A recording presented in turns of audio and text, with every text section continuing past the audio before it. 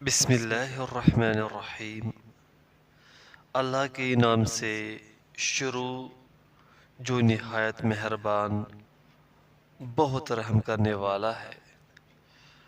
الم نشرح لک صدرک ووضعنا عنک وزرک الذی انقض ظہرک ورفعنا لک ذکرک فإن مع العسر یسرا إن مع العسر يسرا فإذا فرغت فانصب وإلى ربك فارغب۔ کیا نہیں کھول دیا ہم نے آپ کے لیے آپ کا سینہ، اور ہم نے اتار دیا آپ سے آپ کا بوجھ، وہ جس نے توڑ دی تھی آپ کی کمر، اور ہم نے بلند کر دیا آپ کے لیے آپ کا ذکر۔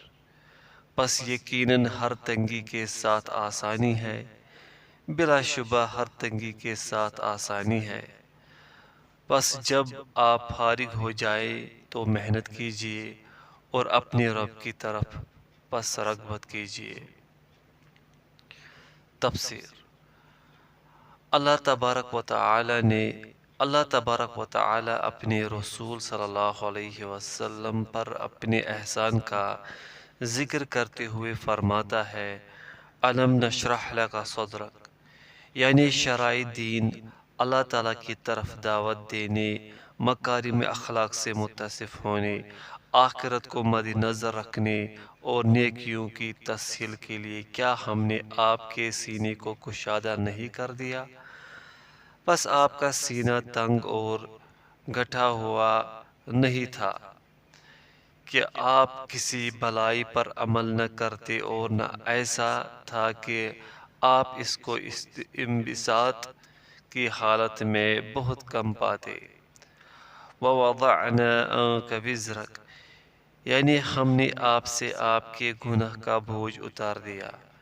الَّذِي أَنْقَضَ، جس نے توڑ رکھا تھا، یعنی بوجھل کیا ہوا تھا، ظہرک، آپ کی کمر کو، جیسے کہ اللہ تعالیٰ نے فرمایا، لِيَغْفِرَ لَكَ اللَّهُ مَا تَقَدَّمَ مِن ذَنبِكَ وَمَا تَأَخَّرَ، تاکہ جو گناہ آپ سے پہلے سرزد ہوئے اور جو پیچھے سرزد ہوئے ان سب کو اللہ بخش دے۔ سورۃ الفتح۔ وَرَفَعْنَا لَكَ ذِكْرَكَ، یعنی ہم نے آپ کی قدر و منزلت بلند کی، ہم نے آپ کو ثنائے حسن اور ذکر بلند کیا، ثنائے حسن اور ذکر بلند سے سرفراز کیا، جہاں آج تک مخلوق میں سے کوئی ہستی نہیں پہنچ سکی۔ بس جب بھی اللہ تعالیٰ کا ذکر کیا جاتا ہے تو اس کے ساتھ رسول اللہ صلی اللہ علیہ وسلم کا ذکر کیا جاتا ہے۔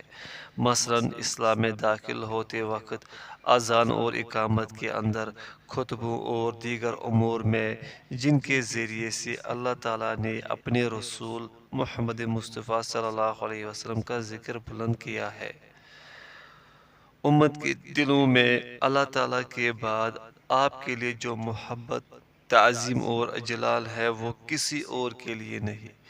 بس اللہ تعالیٰ آپ کو آپ کی امت کی طرف سے افضل ترین جزائے خیر عطا کرے جو کسی نبی کو اس کی امت کی طرف سے عطا کی ہے۔ اللہ تعالیٰ کا ارشاد ہے، فَإِنَّ مَعَ الْعُسْرِ يُسْرًا إِنَّ مَعَ الْعُسْرِ يُسْرًا، بے شک تنگی کے ساتھ آسانی ہے، بے شک تنگی کے ساتھ آسانی ہے۔ ایک عظیم الشان خوشخبری ہے کہ جب بھی کوئی تنگی اور سختی پائی جائے گی تو اس کے ساتھ ساتھ آسانی بھی ہوگی، حتیٰ کہ اگر تنگی گوہ کے بل میں داخل ہو جائے تو آسانی اس کے ساتھ داخل ہوگی اور اس سے باہر نکال لائے گی، جیسے کہ اللہ تعالیٰ نے فرمایا، سَيَجْعَلُ اللَّهُ بَعْدَ عُسْرٍ يُسْرًا، عنقریب اللہ تعالیٰ تنگی کے ساتھ کشائش عطا کرے گا۔ سورۃ الطلاق۔ اور جیسا کہ نبی اکرم صلی اللہ علیہ وسلم نے فرمایا، تکلیف کے ساتھ کشادگی ہوتی ہے اور تنگی کی معیت میں کشائش ہے۔ مسند احمد۔ دونوں آیت کریمہ میں دونوں آیت میں کریمہ دونوں آیات کریمہ میں العسر کو معرفہ استعمال کرنا دلالت کرتا ہے کہ وہ واحد ہے، اور الیسر کو نکرہ استعمال کرنا اس کے تکرار پر دلالت کرتا ہے۔ پس ایک تنگی دو آسانیوں پر غالب نہیں آئے گی۔ الف لام کے ساتھ معرفہ بنانے میں جو کہ استغراق اور عموم پر دلالت کرتا ہے، دلیل ہے کہ ہر تنگی خواہ وہ اپنی انتہا کو پہنچ جائے، اس کے آخر میں آسانی کا آنا لازم ہے۔ پھر اللہ تعالیٰ نے اپنے رسول صلی اللہ علیہ وسلم کو اور آپ کے اتباع میں تمام اہل ایمان کو حکم دیا کہ وہ اس کا شکر ادا کرے اور اس کی نعمتوں کے واجبات کو قائم کرے۔ چنانچہ فرمایا فَإِذَا فَرَغْتَ فَانصَبْ، یعنی جب آپ اپنے اشغال سے فراغت حاصل کرے اور آپ کے قلب میں کوئی ایسی چیز باقی نہ رہ جائے جو اسے ذکر الہی سے روکتی ہو، تب آپ عبادت اور دعا میں جدوجہد کیجیے۔ وَإِلَىٰ رَبِّكَ، اور اپنے اکیلے رب کی طرف فرغب، پس متوجہ ہو جائے، یعنی اپنی پکار کے جواب اور اپنی دعاؤں کی قبولیت کے لیے اپنی رغبت بڑھائے۔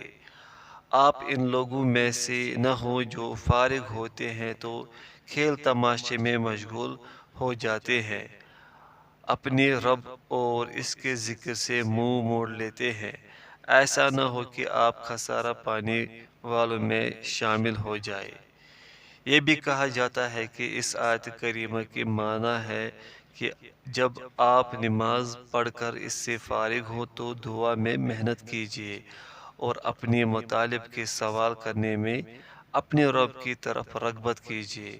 اس قول کے قائلین اس آیت کریمہ سے فرض نمازوں کے بعد دعا اور ذکر وغیرہ کی مشروعیت پر استدلال کرتے ہیں۔ واللہ اعلم۔